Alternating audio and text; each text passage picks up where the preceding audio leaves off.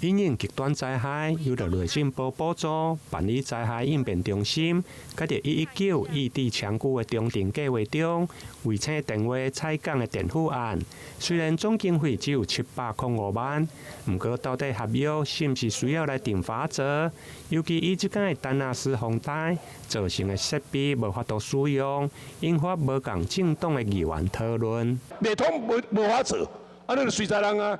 我感覺你這口嘛，雖然人抬，雖然流呢，人為刀得啊，咱嘛隨在人流哦，安尼有遐一個市長有遮軟的。我是建議吼，恁政黨愛提名你做不分區立委，你去中央吼對中華電信要求，吼甲講吼，你若未來對台南市吼通訊未通，恁中華電信吼愛負責什麼責任？吼，因為這吼由咱台南市政府來要求吼，可能較吃力啦。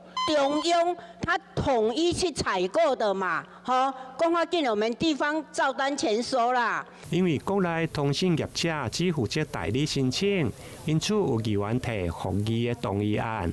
建議刪除附加的條件，加上市府商局甲着副市長葉鐵山，嘛攏向着中央來反映。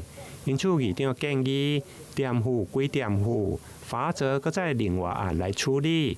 結果有議員認為議長貪污，引發議長庫里里的不滿。我沒有違反主持議事的中立，也不要在議會裡面說我去阿吼什麼啦。